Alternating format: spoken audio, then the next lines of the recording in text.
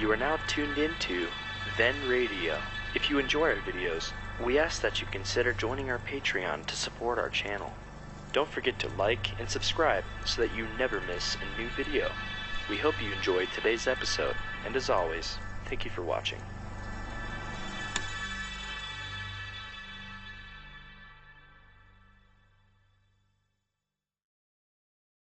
This episode from the life of Sherlock Holmes will be transmitted to our men and women overseas by short wave and through the worldwide facilities of the Armed Forces Radio Service. Petri Wine brings you Basil Rathbone and Nigel Bruce in the new Adventures of Sherlock Holmes.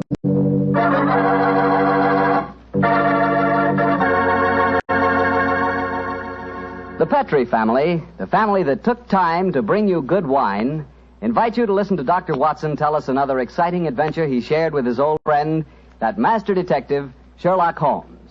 And as for me, well, I'd like to tell you that a time like right now is the perfect time for a glass of Petri California port.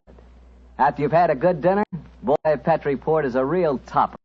That rich, deep red Petri port is really an extraordinary wine. Even its color's different. And as for its flavor, well, it'll take a better man than me to describe that. Petri port is a hearty wine, sure.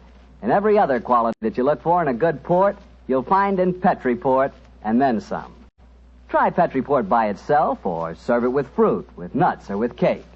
But share it with your friends, will you? Because you can serve it proudly. After all, it is a Petri wine, and that name Petri is the proudest name in the history of American wines.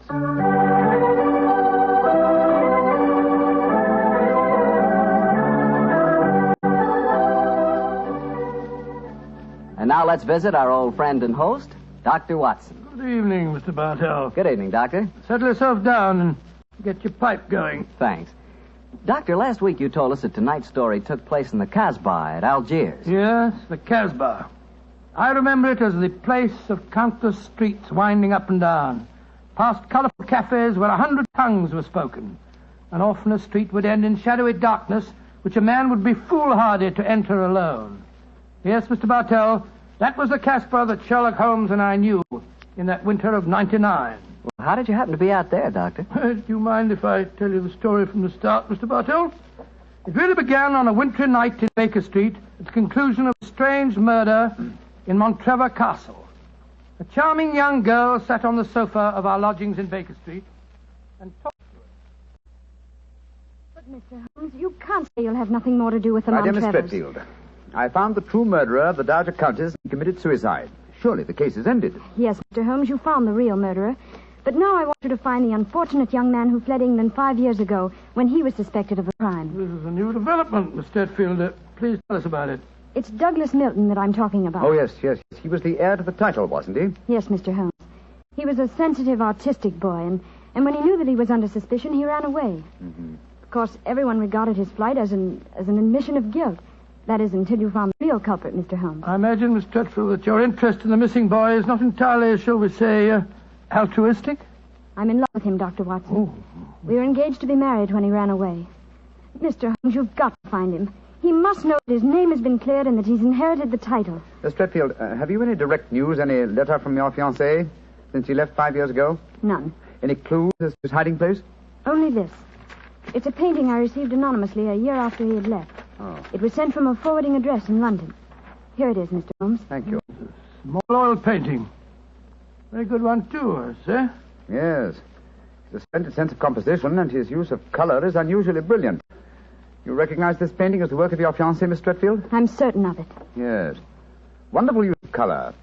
Observe the delicate shadings of that sunset and the brilliant green of the oasis. This scene is extraordinarily reminiscent of the desert in North Africa. Yes, that's what made me say I was certain he'd gone abroad, Mr. Holmes. But why should he go to North Africa? A good place, Watson, for an Englishman who imagines himself to be escaping justice. Remember, the Foreign Legion is stationed there. You think he might have joined the Legion, Mr. Holmes? It would seem logical. No question to ask to those who join it, and its colorful obscurity might easily appeal to a young fellow in trouble. Hello. What is it, Holmes?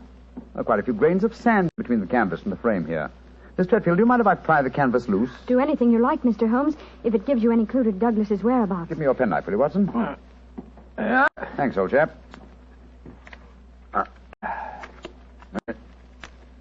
Here we are. Can you see anything? Uh-huh. Look. The word sheriff. An elafroon. Stamped here. Sheriff is probably the framer's name, and elafroon is a town some 50 miles from Algiers. That settles it. Miss Stretfield, I accept your case.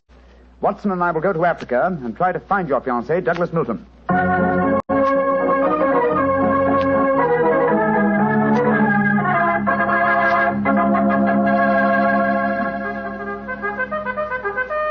Monsieur Sherlock Holmes and Dr. Watson. I have heard of you so often, but I never thought I should see you here at the headquarters of the Foreign Legion.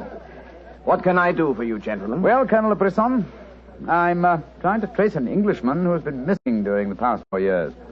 I have reason to believe that he might have joined the Legion. Yeah, I shall look in my records. Let me see. 4 years ago would be 1895. If Sherlock Holmes is tracking him, then I suppose he was in trouble in his own country. If he was in trouble, he might easily have come to us.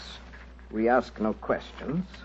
97, 96, 95. In that year, 3 young Englishmen joined us. One of them died of dysentery 2 years ago in Sidi Raji. One of them deserted 18 months ago, and we have been unable to trace him. The third is my adjutant, who brought you into my office just now. He is, I would say, about 3 inches shorter than Douglas Milton, and men do not shrink in the Foreign Legion, eh, Colonel? They do not, Monsieur Holmes. And the fellow who deserted must be our man. Unless it's the one who died of dysentery. Colonel de Brisson, how would you advise us to set about trying to find a deserter? Monsieur Holmes, there's only one place in Algeria where a man can hide from the Foreign Legion and remain hidden. Oh, and what's that place? The Casbah in Algiers. Then that's our destination, Watson. Be very careful, please, gentlemen. The Casbah is a place where the law is exiled. The police have no jurisdiction there. The only rule is that of strength, violence, and treachery. We shall be very cautious, I assure you. Goodbye, Colonel de Brisson, and thank you for your help.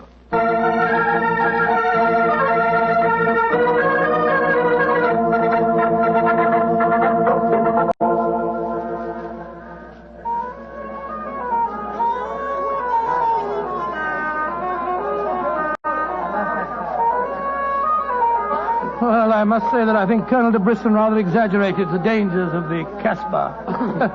I suppose you're going to tell me this cafe is the headquarters for a dope smuggling ring or white slaving or something. Its ramifications are even more extensive than those you've mentioned. You're joking, Holmes. I assure you I'm not, old fellow. What? My old friend Duhamel is chief of police in Algiers. When I told him our mission, he advised me to come here.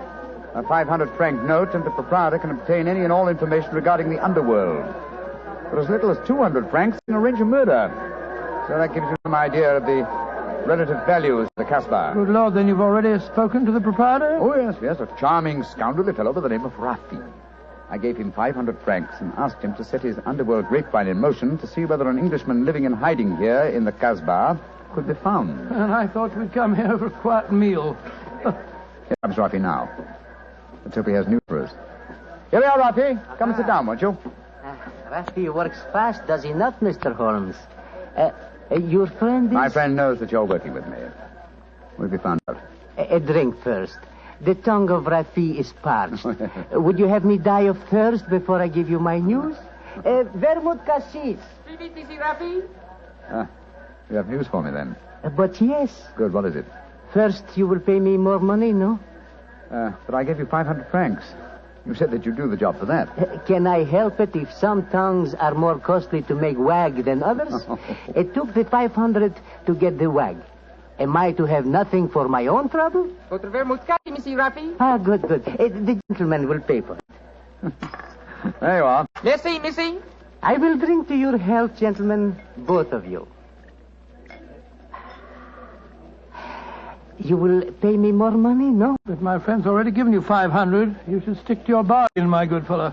My information is a bargain at 750 francs. It would be a bargain at 1,000, but Rafi will let you have it for 750 because he likes you. I see. You will give it to me, no? And if I refuse? Then you get no information, and perhaps I spread news in the Casbah that makes it uncomfortable for you gentlemen to be there. Great Scott, this is blackmail. I get the money, no? You're a scoundrel, Rafi. Of course I am a scoundrel. Here's your money. And information? There is an Englishman hiding here in the Casbah. I do not know his name, but he is tall and fair-haired. I cannot tell you where he lives, but if you go to the Cafe of 1,000 Sighs, you will find a girl who sings there. A girl who sings like a nightingale. Her name is Aisha, and she can lead you to your Englishman. A girl named Aisha. The Cafe of 1,000 Sighs. That is right. I would suggest that you go there in disguise. 2 well-dressed Englishmen might find themselves in trouble. For a small fee, say 200 francs, I will escort you there myself. Thank you, yes. I think we can manage by ourselves, Rafi. Oh, if your business is concluded quickly and time weighs heavy on your hands, Rafi can take you to some places of rare interest. Dancing girls that wither one's eyeballs with their beauty. For 500 francs, gentlemen... Thank you, Rafi, thank you. I have a feeling the time will not weigh heavily on our hands. Good night. You work too hard, gentlemen. You should learn how to play. Good night.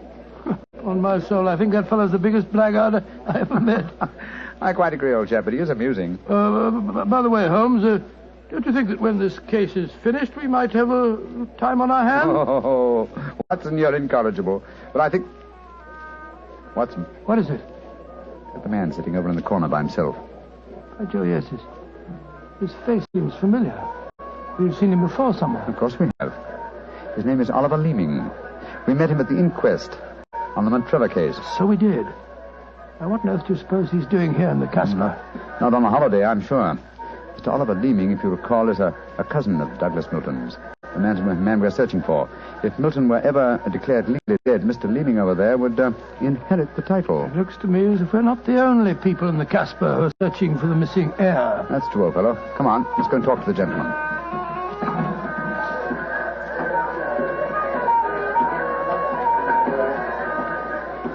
Mr. Oliver Leeming, how very odd to meet you here. Well, Sherlock Holmes and Dr. Watson, won't you sit down? Thank you. Well, it's a small place, isn't it? Or has somebody said that before? I wondered if you'd spot me over here in the corner. Oh, you saw us then. Of course. You seem to be in such deep conversation with that scoundrel Rafi. I didn't like to disturb you. Very considerate of you, I'm sure. Why are you here, Mr. Leeming? Oh, I'm making a business trip. This is my day off. As I recall it, you're in the publishing business. Correct. What a memory you have. It seems peculiar that you should be on a business trip here. Are you planning on opening a publishing house in Algiers, or are you searching the Casbah for new authors? Why not? I'm a great believer in encouraging new talent. Mr. Leeming, why don't you admit that you're here for the express purpose of trying to find your cousin, Douglas Milton? Mr. Holmes, you've discovered my secret. The great Sherlock Holmes and his watchdog have their eager eyes on me.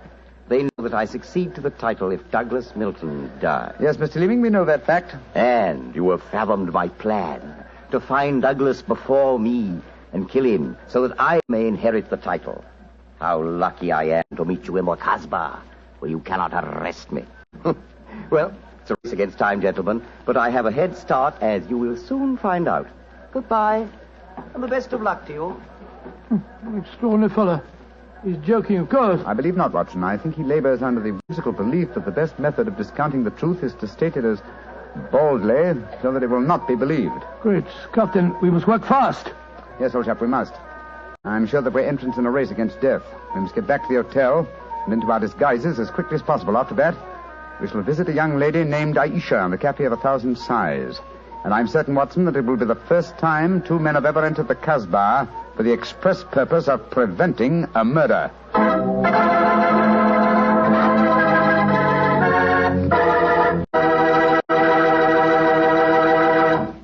We'll hear the rest of Dr. Watson's story in just about a second, which gives me time to remind you that if you like the flavor of big, plump, juicy Muscat grapes, you'll love the flavor of Petri California Muscatel. What a wine. Petri Muscatel is the perfect after-dinner wine.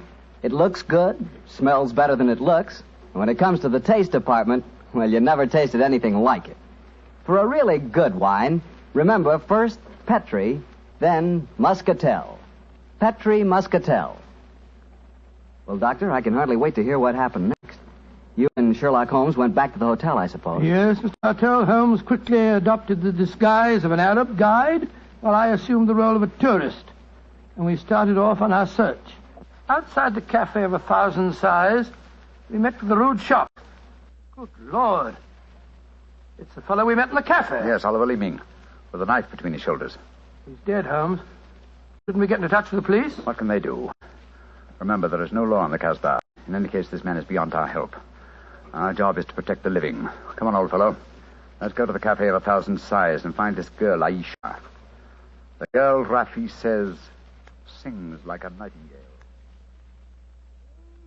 Comme un oiseau qui chante, je l'appelle ma petite bourgeoise, ma ton kiki, ma ton kiki, ma ton kinoise. Il y en a d'autres qui me font le doux yeux, mais c'est elle que j'aime le mieux.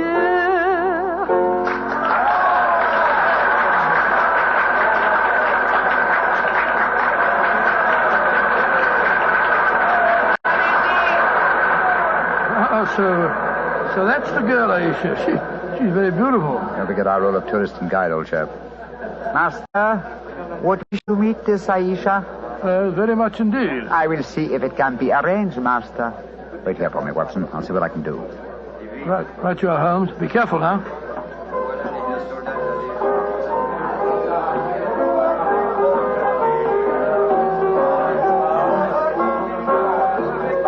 Mademoiselle Aisha? What you want, greasy one? There is an Englishman at the table over there. He wishes to talk to Aisha. Which one is he? The man who sits at the table in the corner. He is very rich, Aisha, and he admires you a great deal. He told me to give you this 500-franc note. So? Very well. You may bring him to my rooms. The door is at top of stairway, to the right. Good, Aisha. I fetch him. I shall be waiting.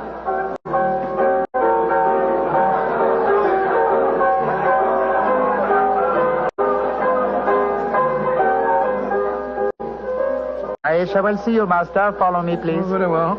I hope you know that you're going to handle this, Holmes.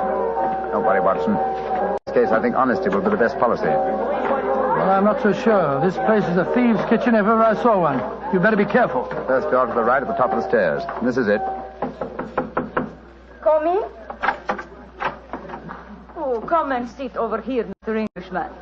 Greasy one, you may leave us. Mademoiselle, I may as well tell you at once that I am not an Arab guide. My name is Sherlock Holmes. What do you want with me? Why you trick your way in here? Don't be frightened, mademoiselle. I can explain our mission in a very few words. My friend and I have come in search of an Englishman by the name of Douglas Milton. We have good news for him. What make you think I might know of him? A gentleman by the name of Rafi suggested that you might. What is your good news for this Englishman? That he has been cleared of suspicion of murder and that he is the rightful Earl of Montrevor. That means when he knows this, he will leave the Casbah and return to his country? Naturally, madame. I do not know this man. I have never heard of him. Here is your 500 francs. Goodbye. Not so fast, Aisha, mon petit chou. I've been listening from behind these curtains. Gentlemen, allow me to introduce myself. My name is Douglas Milton. Douglas Milton, we found you at last. It gives me infinite pleasure to have succeeded in my mission. How do you do, sir? Oh, this is very exciting. Yes, I think the occasion calls for a drink. What will it be, gentlemen? Well, I think a glass of port would be very nice, sir. Yes, it would be the most appropriate for toasting the new Earl of Montrevor. Splendid, splendid. Aisha, bring glasses and a bottle of port and some creme de menthe for me. You are not going to England. I will never let you leave me. Oh, stop being so melodramatic, Aisha. Please bring 2 bottles and some glasses. Very well. I am sorry. Mr. Holmes, I can't tell you how I appreciate your trouble in coming all this way to find me. Well, I must tell you at once, there's one problem that makes it difficult for me to leave this country. You see, I deserted from the Foreign Legion. Yes, we know that, my boy. In fact, that's how we first got onto your trail. I shouldn't let that fact worry you, Mr. Milton. I'm certain the British consul in Algiers can arrange to have any charges dropped against a peer of the realm. Oh, well, I never thought of that. Here are the bottles. You must excuse the glasses, gentlemen. Tumblers are hardly cooked, I suppose, but... Well, they won't spoil the flavor, I'm sure. 2 glasses of port and creme de menthe for me. Only 3 glasses, Aisha? Bring a glass for yourself. I do not wish to drink. And I insist that you do. Bring a glass, Aisha. Why should I drink if you are leaving? Mr. Milton, do you know Oliver Leeming? Oh, of course, he's my cousin.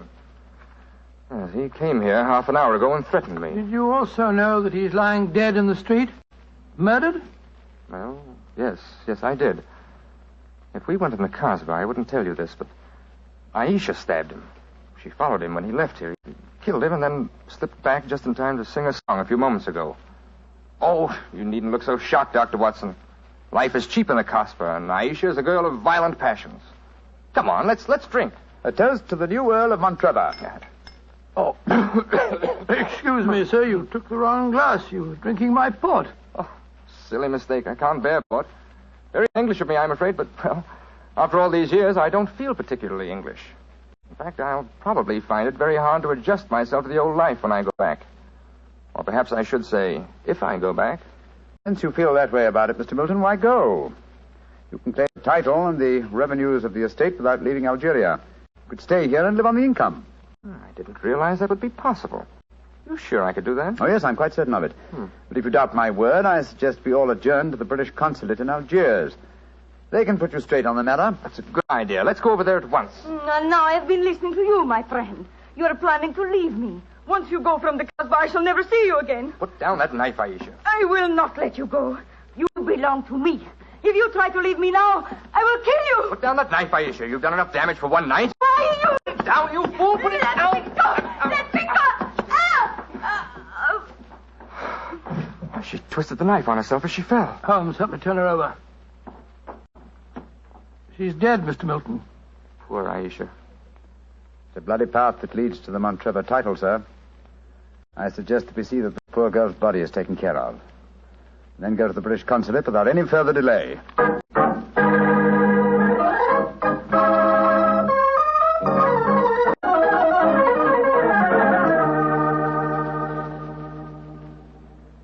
Now that we're at the consulate, Mr. Milton, I suggest that you swear on oath that you are Douglas Milton, heir to the Montrevor estate.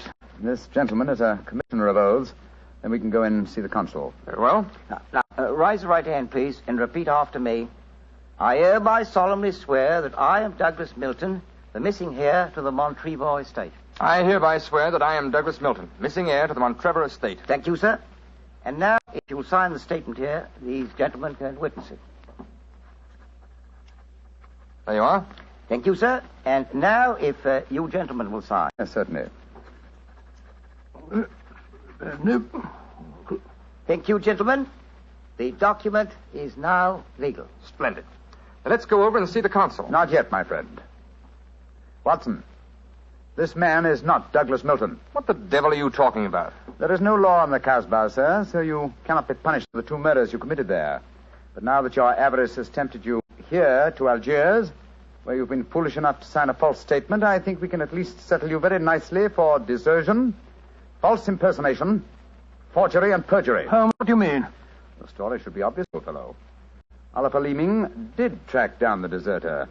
Recognition was uncertain after so many years, but at least it gave this gentleman the idea of impersonating the real Douglas Milton, a friend of his. You have a lively imagination, Mr. Holmes. The real Douglas Milton died of dysentery 2 years ago in Sidi El Raj. As soon as the idea of impersonating Milton was born, Leeming had to die. Your theories are very interesting, but you haven't a shred of proof. I say that I'm Douglas Milton. How are you going to prove otherwise? Very simply, my dear sir. Douglas Milton was a painter. A painter who excelled in the use of vivid colors. You, sir, suffer from the quite common malady of red-green color blindness. Less than an hour ago, you mistook a glass of port, which is red, for a glass of creme de menthe, which is green. I knew at once that you were an imposter. You're cleverer than I thought you were, Holmes. Goodbye. Here, come back. No, Watson.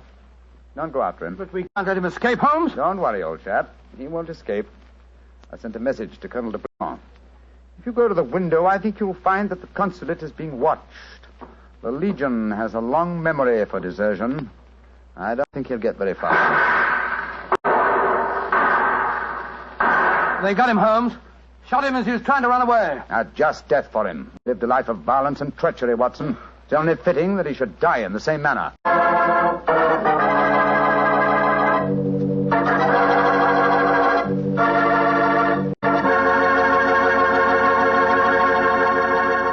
Doctor, that was a swell story, but you know something? I wish you hadn't disillusioned me about the Casbah. Disillusioned you? What do you mean? Well, before I heard your story, whenever somebody mentioned the Casbah, I'd always visualize a very glamorous, romantic sort of place full of beautiful women.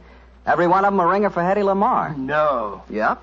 And I could just see myself, handsome, dashing, going up to one of those beautiful girls and whispering in my fine French accent, "Darling, you are sensational. You are lovely, gorgeous.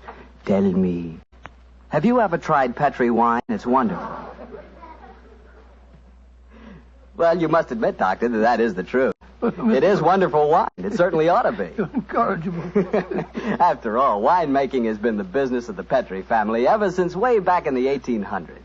For generations, the Petri family has handed down from father to son, the fine art of turning luscious, sun-ripened grapes into fragrant, delicious wine. And don't forget, because the making of Petri wine is a family affair, the letters P-E-T-R-I on a bottle of wine are the personal assurance of the Petri family that every drop of wine in that bottle is good wine. So no matter what type wine you prefer, for any occasion, remember you can't go wrong with a Petri wine because Petri took time to bring you good wine. Well, Doctor, now I suppose you're ready to tell us about next week's story? Yes, and as soon as I have, I want you to meet a friend of mine. A friend? Yes, but first, Mr. Bartell, next week I'm going to tell you an adventure in which for once Holmes came off second best. An exciting story of high society and romance. I call it A Scandal in Bohemia. Boy, that sounds swell. And now what about your friend? Well, he's waiting at the microphone in San Francisco. He's Dr. Langley Porter, and he wants to tell us about something very important. Dr. Langley Porter. Thank you, Dr. Watson. Radio listeners, tonight in Italy there are thousands, many thousands, dying of cold and hunger. Babies, children, expectant mothers, old folks, dying for want of clothes, want of food. This organization, American Relief for Italy, appeals to you to search your homes for anything that can be made useful for starving, freezing men, women, children. Clothing, layettes for babies, diapers, shoes, food, surgical supplies, but above all, clothes, clean clothes, fit to wear. Take them to the nearest fire station. That your gifts will reach the Italians who need them, you may be sure. Americans of this organization will distribute the packages in Italy through the Italian Red Cross, the Catholic Relief Organization, the League of Italian Women, the Confederation of Italian Labor, and the Italian government. In California, rationing has gone. Christmas comes. There, in Italy, death is on the prowl. Radio listeners, lives can be saved. It's up to you. Thank you, Dr. Langley Porter. I know that our friends listening in will do all that they can to help the organization American Relief for Italy. Tonight's Sherlock Holmes adventure is written by Dennis Green and Anthony Boucher and was suggested by an incident in the Sir Arthur Conan Doyle story, The Crooked Man. Music is by Dean Fossler. Mr. Rathbone appears through the courtesy of Metro-Goldwyn-Mayer and Mr. Bruce through the courtesy of Universal Pictures, where they are now starring in the Sherlock Holmes series. This is the Mutual Broadcasting System. This is the Mutual Broadcasting System. This is the Mutual Broadcasting System. This is the Mutual Broadcasting System. This is the Mutual Broadcasting System. This is the Mutual Broadcasting System.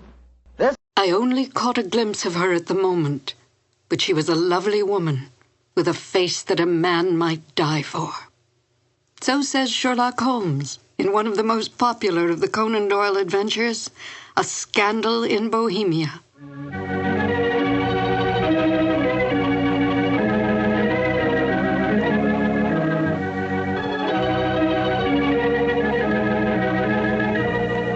Hello, and welcome to 2 more new adventures of Sherlock Holmes. My name is Peggy Weber, and I had, as a young actress, the good fortune to perform with Basil Rathbone and Nigel Bruce on some of their Sherlock Holmes radio broadcasts. To Sherlock Holmes, Irene Adler was the woman. A great deal has been made of this over the years in many a pastiche, and even in some recent feature films, implying that Holmes was in love with Miss Adler. But we must not lose sight of the true nature of Sherlock Holmes. As Dr. Watson writes, Holmes was a man to whom all emotions, particularly that of love, were abhorrent to his cold, precise, but admirably balanced mind. It would not be in Holmes' nature to be in love with such a woman. We must also bear in mind that outward signs of love in the Victorian era were suppressed. Women were considered second-class citizens, creatures who stood behind their men, bred and raised their children, and stood by silently and supportively. Such forward women as Irene Adler were considered loose women, a woman who was, in the words of the King of Bohemia, an adventuress. Holmes accepted this label placed upon Miss Adler by his client, but did not have so narrow a mind about women himself. He might not care for them, but he certainly did respect them, especially such a formidable woman as Irene Adler. Miss Adler was a benign adversary to Holmes, for in truth all her actions were to protect herself, not to bring harm to the great detective or his client, the King of Bohemia. Miss Adler's cunning, her awareness, as well as her immense beauty, and her ability to best Holmes, who rarely lost the game, are the traits that endeared her to Holmes from the moment he realized she had outfoxed him. And now, Sherlock Holmes and Dr. Watson in the classic adventure, A Scandal in Bohemia. This episode from the life of Sherlock Holmes will be transmitted to our men and women overseas by shortwave and through the worldwide facilities of the Armed Forces Radio Service. Petri Wine brings you Basil Rathbone and Nigel Bruce in the new Adventures of Sherlock Holmes.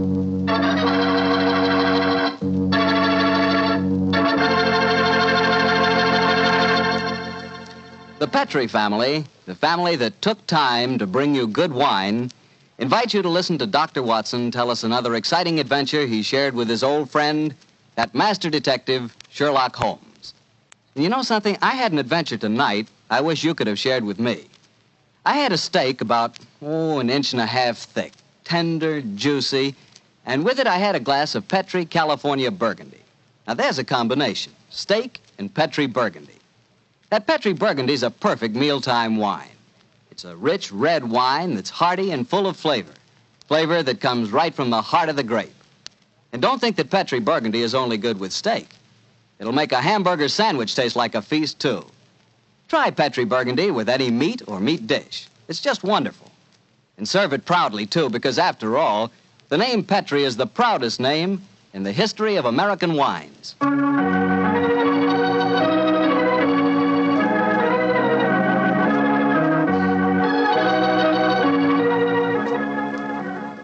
And now I know Dr. Watson's waiting for us, so let's go in and join him. Come in. Good evening, Dr. Watson. Good evening, Mr. Bartell. You're quite muffled up tonight, I see. Overcoat, scarf, and gloves. Slip 'em off and come and join me by the fire. Thanks, Doctor. It's quite a nip in the air tonight. Yes, there is indeed. Well, Doctor, you told us last week that tonight's story centered around the activities of a brilliant and beautiful woman. Yes, my boy. Her name was Irene Adler. But I never knew Holmes refer to her by any other name than the woman. She sounds mighty intriguing. How did you happen to meet up with her? Well, I'll tell you the story from the beginning. One night, it was on the 20th of May in 1888, to be exact, I was returning home from a visit to a patient when my steps led me through Baker Street. Since my marriage, I hadn't seen much of Sherlock Holmes. And you couldn't resist stopping by at 221B, I'm sure, Doctor. Of course I couldn't. As I stood outside the well-remembered door, I looked up at the lighted windows and saw the tall, spare figure of my old friend, pass twice in dark silhouette against the blind. He was pacing the room swiftly, eagerly, with his head sunk on his chest and his hands clasped behind him. To me, who knew every mood of his and habit of his attitude and manner told their own story.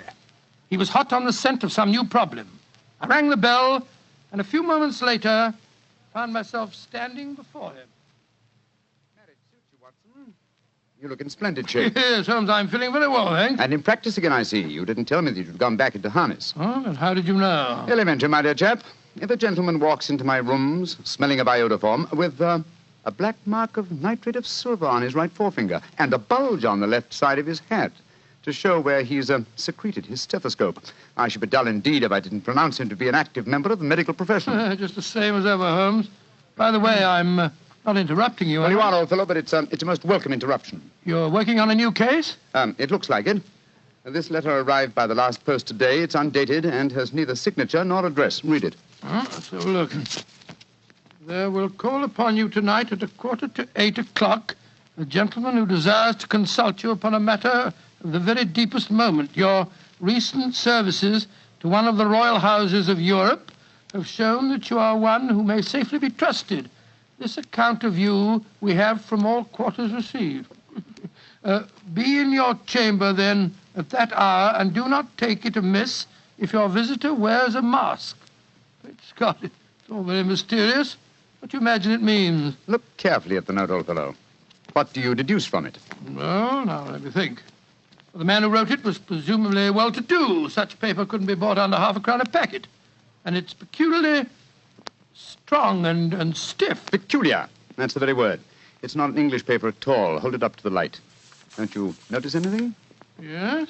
There's a large E with a small G and a large G with a small T. That's right. Woven into the texture of the paper. What does that suggest to you? The name of the maker, no doubt, or perhaps his monogram. Not at all, my dear fellow. The G with the small T stands for Gesellschaft, which is the German for company. And the EG? That stands for Igria.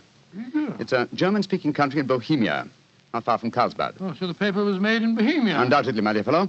And the man who wrote the note is a German. How do you know that? Observe the curious construction of the sentence. This account of you we have from all quarters received. A Frenchman or a Russian could not have written that. It's the German who is so discourteous to his verbs. Oh, there's your client now. I better go home. No, unless you have to. Well, I could stay. I thought that Then perhaps stay, old chap. I'm lost without my Boswell, and this promises to be interesting. I told Mrs. Hudson to let the masked visitor come upstairs unannounced. Come in. Good evening, sir. You received my note? Yes, indeed, sir. Come in, won't you, and sit down. This is my friend and colleague, Dr. Watson. You may say anything before him that you can say to me. Whom have I the honor to address? You may address me as Count von Kram. How do you do, sir? You must excuse this mask that I wear. The august person who employs me wishes his agent to be unknown to you, and I may confess at once that the title by which I have just called myself is not exactly my own. I'm well aware of that fact, sir. You see, Mr. Holmes, the matter I am about to discuss implicates the great house of Ormstein, hereditary kings of Bohemia. That has not escaped me either, sir. In fact, if you will state your case, I shall be the better able to advise you. Your Majesty. How did you... Yes. Yes, I am the king. Why should I attempt to conceal it? Why, indeed? I shall remove the mask. There. Mr. Holmes, I have traveled incognito from Prague for the express purpose of consulting you. Then pray consult. Briefly, the facts are these. Some 5 years ago, during a visit to Warsaw, I made the acquaintance of the well-known adventuress Irene Adler. Irene Adler? We know of her, Your Majesty. Look her up in the index for me, will you, Watson? Yes, it's right beside you on the desk there. I imagined that the name would not be unfamiliar to you. Here we are. Abrahams, Acton Green, Hatchet Murders, Adler. Splendid, old fellow. Hand me the file, will you? Yeah. Thank you. Irene Adler, born in New Jersey in the United States in 1858, contralto. Prima donna Imperial Opera of Warsaw. Retired from the operatic stage, living in London. Quite so. And here's a recent notation. Your Majesty, as I understand, became entangled with this young person, wrote her some compromising letters, and is now desirous of getting those letters back. Precisely so, but how did... Was there a secret marriage? None. No legal papers or certificates? No. Then I fail to follow, Your Majesty. If this young lady should produce her letters for blackmailing purposes, how is she to prove their authenticity? There is the handwriting. Well, that could be a forgery, Your Majesty. But it was private notepaper. Stolen. My own seal. Imitated. My photograph. Bought. What? We were both in the photograph. Oh, dear, that's very bad. Your Majesty has indeed committed an indiscretion. Did you inscribe the photograph, Your Majesty? Yes, Dr. Watson, I'm afraid I did. Precious me. Mr. Holmes, It must be recovered. Perhaps if you were to pay enough, the photograph might be bought. She refuses to sell. Oh, stolen, then.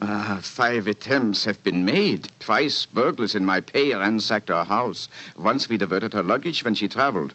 Twice she has been waylaid. There has been no result. Oh, dear.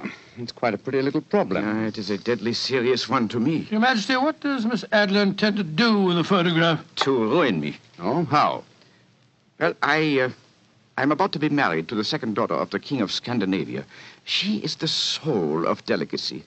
A shadow of a doubt as to my conduct would bring the matter to an end. And Irene Adler threatens to send the photograph to your fiancé, I suppose. Yes, and she will do it. Rather than let me marry another woman, there are no lengths to which she would not go. Are you sure that she's not already sent it, Your Majesty? I am sure. Now, why, Your Majesty? She said that she would send it on the day my betrothal is publicly announced. That day will be next Monday. Splendid. Then we have still 3 days yet. Your Majesty will, of course, stay in London for the present. Certainly.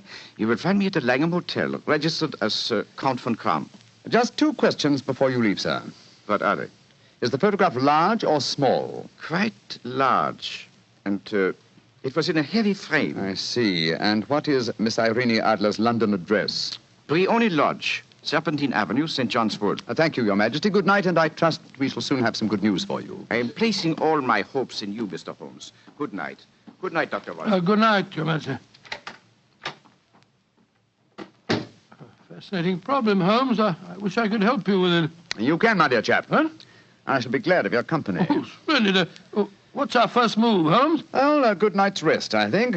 We'll meet here at 10 o'clock tomorrow morning. And then? Then, my dear fellow, we will see what we can find out about Miss Irene Adler, late of the Warsaw Imperial Opera Company and at present residing at Briony Lodge, Serpentine Avenue, St. John's Wood.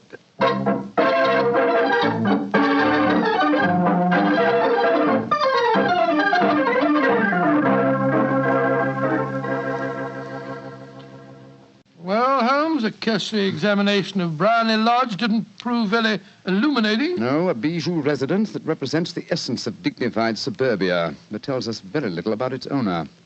I think a visit to the local public house might prove more instructive. Come on, old chap. I see the door to the Coach and Horses inviting us from across the road. Well, our disguises shouldn't cause any suspicion, Holmes. That's why I suggested them. In the character of a couple of stable hands, I felt that we might inspire confidence. This is a horsey neighborhood. There's a wonderful sympathy and freemasonry among the fraternity. There we are. Better let me do most of the talking. Yes, I will indeed. I'm sure that your accent will be more convincing than mine. Let's go in, shall we?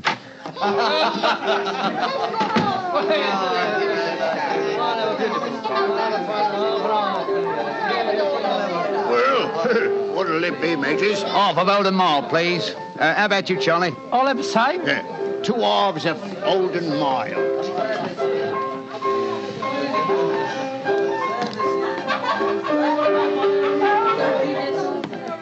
Well, here you are, mateys.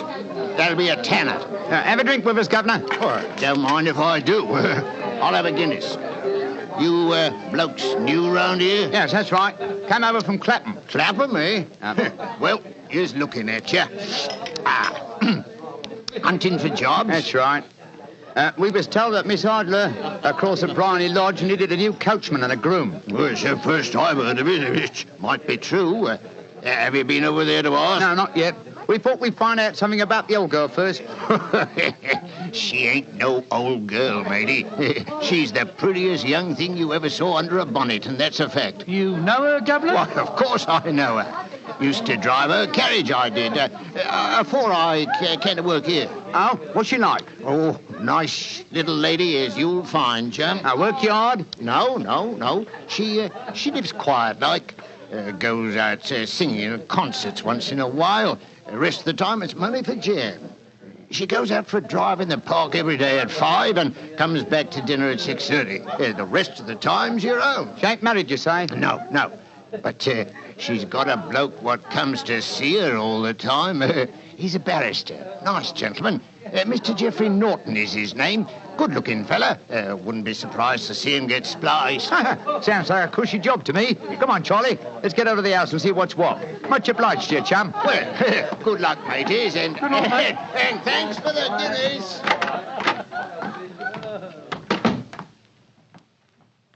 What's our next move, Holmes? Let's stroll back to Briny Lodge. I'm undecided whether to continue my investigation there or to try and find out something about Mr. Geoffrey Norton, the barrister. If he's just her lawyer and nothing else, it's more than likely that she's entrusted the photograph to his safekeeping. Hello. There's a cab waiting outside Miss Adler's house. Hurry, Watson. Maybe Mr. Norton's. Here we are at the gate. Yes. Here comes a man hurrying down the pathway. Quick. Flatten yourself behind this post. Listen. Where to now, Mr. Norton? Drive like the devil. First to Gross and Hankey's in Regent Street, and then to the Church of St. Monica in the Edgware Road. Half a sovereign if you do it in 20 minutes. Right, you are, Mr. Norton. Up in. Try and signal the cab, Watson. We must follow him. Well, here comes one. Oh, no, it isn't. It's a private carriage. Miss Adler's, no doubt. Here she comes down the pathway. Back behind the post again, Watson. Where to, Miss Adler? The Church of St. Monica's, John, and half a sovereign if you reach it in 20 minutes. The game's afoot, Watson. Quick. We must get a cab and follow them. Here comes a hansom. Hi, cabby, cabby! Here. You blokes got enough money to take a cab? Here's a half sovereign for you, my man. Right, you are. Where to, Governor? The Church of St. Monica in the Edgware Road, and another half sovereign for you if you get us there in 20 minutes.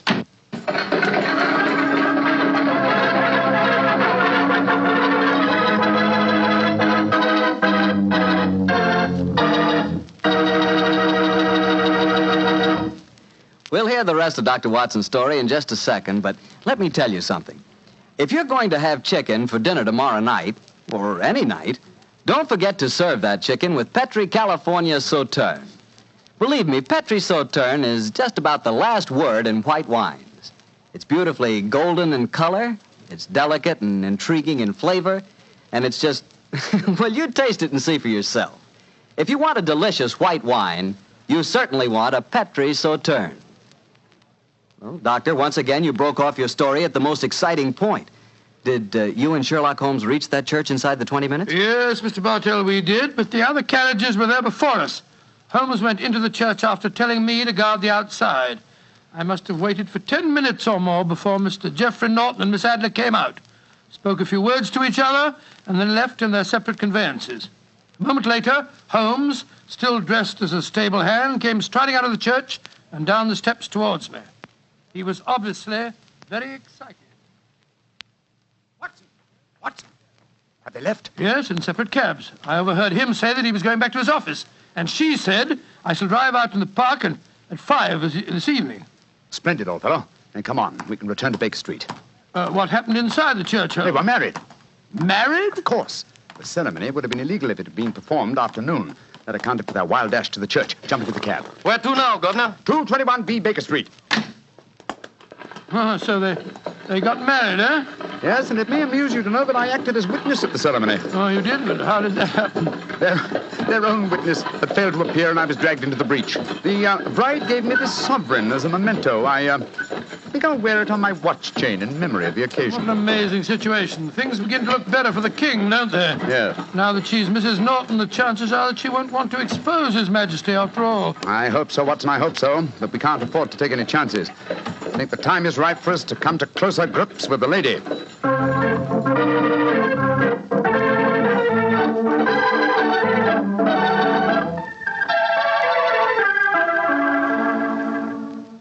Well, Holmes, now that we've eaten, perhaps you'll tell me your plan. With pleasure, my dear fellow. And while I'm so doing, I'll proceed with applying the makeup for my new disguise. Another disguise? What's it to be this time? I think the character and appearance of an amiable and simple-minded nonconformist clergyman would be most suited to my plan for entering Miss Adler's house. Oh, you're going to try and enter, then? I must, dear fellow. Yes, I'm sure the photograph is there.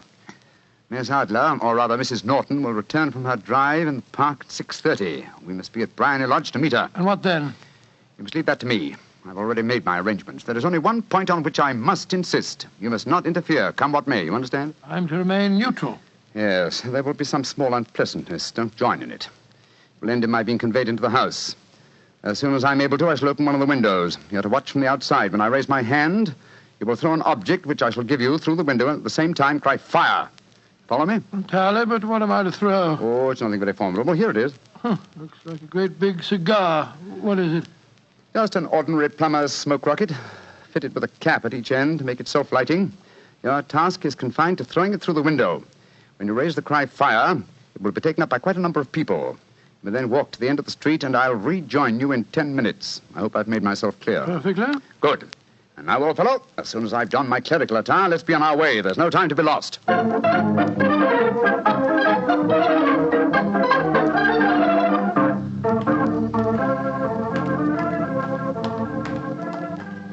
It's nearly 6:30, Holmes.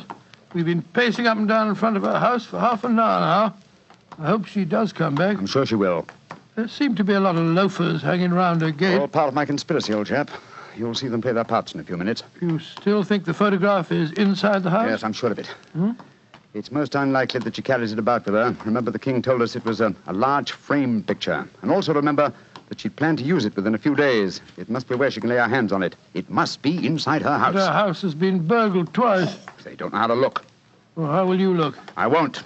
I'll get her to show me. She'll refuse. No, she won't be able to. Shh. Here comes the carriage now. Remember, Watson, carry out my orders to the letter. Yes, you can trust me, Holmes. Blimey, here comes the Duchess of Tiddlewigs. Let's put out the carpet. She might get her tootsies wet. Oh, put a sock in it, Elfie. Leave him alone. She's no better than she ought to be. Please let me through. I live here. Well, ain't that nice? We'll all come in and have a cup of cocoa. Move out of the way, please, and let the lady through. Mind your own business. Just 'cause your collar's turned the wrong way, you can't spoil our fun. That's right, Eddie. Keep your nose out of it, parson. Please don't fight about it. I tell you to stop molesting the lady. Do ya? Then how would you like a biff in the nose? Oh, he hit the poor man. Then he ran away, the coward. Is the clergyman badly hurt? He hit his head, Mum, and he fell. If you asks me, he's hurt bad. He's bleeding something terrible. Can we bring him in, Mum? He can't lie here in the street. Why, of course. Bring him in. Right you are, Mum. Here, Bert. Right out. Give us a hand. Anyway. Coo, poor fella. Do you see what happened to him, mister? Yes, I saw, my good woman. A very convincing demonstration. What do you mean? Weren't you paid by a certain gentleman for this performance? Oh, you knows about it, too. Yeah, you must be a friend of Mr. Sherlock Holmes. Yes, I am. Nice gentleman. He give us $5 bob apiece for tonight's work. It ain't through yet, though. We got to start yelling fire when somebody tells us. I'm that somebody, my dear lady. There's Mr. Holmes now. He's inside the house. Yes, he's opening a window. Now he's raising his hand. That's my signal. Now to throw the rocket. There we are. Fire!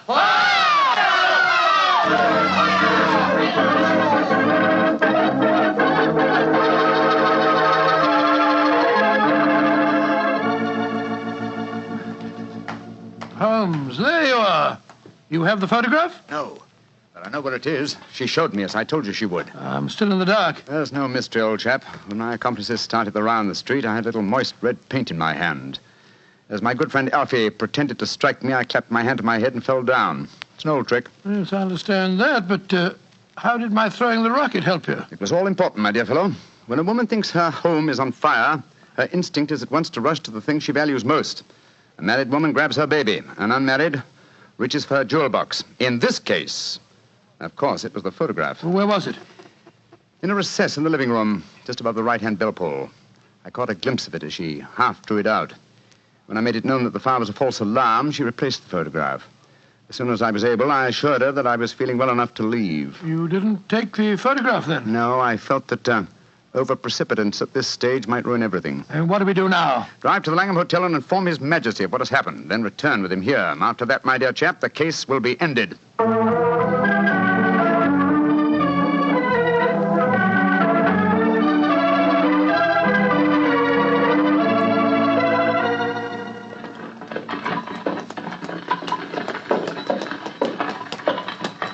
This is Brownlee Lodge now, Your Majesty. I'm all impatience. You're certain this photograph will still be there, Mr. Holmes? I have every reason to believe so, Your Majesty. I must confess, this is going to be something of an ordeal. Then I suggest that you let me do the talking, Your Majesty. I think I know how to handle the lady.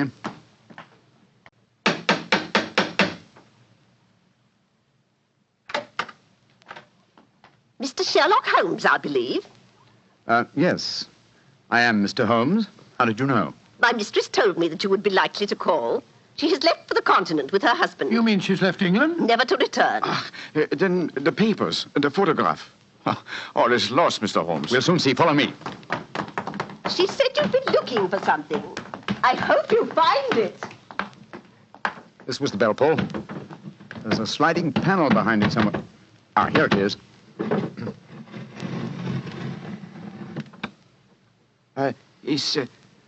Is the photograph there, Mr. Holmes? There is a photograph, but it's a photograph of the lady alone. Here's a letter, and it's addressed to me. What's it say, Holmes? My dear Mr. Sherlock Holmes, you really did it very well.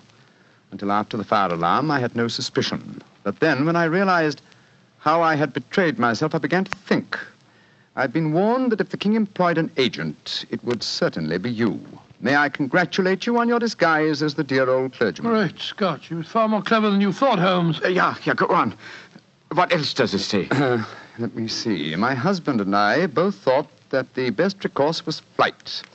So you will find the nest empty. As to the photograph of the king and yourself, His Majesty may rest in peace. Thank goodness for that. I love and am loved by a better man than he.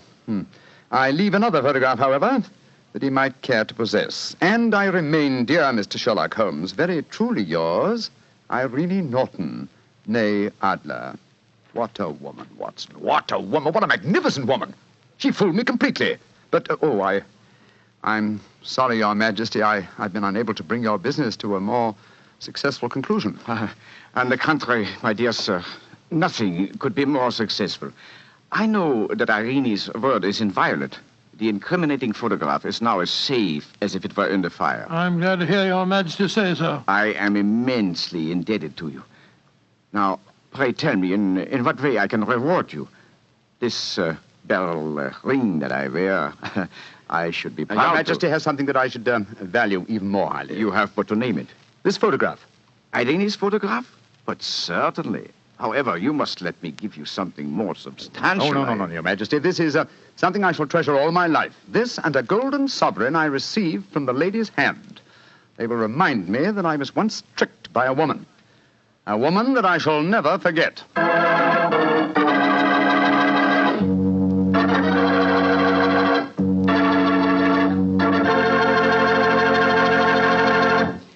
What a woman, that Mrs. Adler. Or should I say, Mrs. Norton. That's the kind of woman I could really go for, Doctor. Yes, you could. Just between ourselves, you know, I sort of, I sort of could go for her myself. She was intelligent. Yeah, she was rich. Beautiful. That's the kind of woman you want sitting next to you in front of a cozy fire on a nippy fall night. Just the three of you. The three of you? Mm-hmm. You, she, and a glass of Petri port. Miss Bartelli. Why not? That Petri California port is some wine. Boy, that Petri family really knows how to make good wine, all right. And no wonder. Look at all the experience they've had. Ever since they started the Petri business way back in the 1800s, the Petri family has handed down from father to son, the art of selecting perfect sun-ripened California grapes and making them into clear, fragrant, delicious wine. Those letters, P-E-T-R-I, on the label of every bottle of Petri wine are the personal assurance of the Petri family that every drop of wine in that bottle is good wine. It's got to be, because Petri took time to bring you good wine.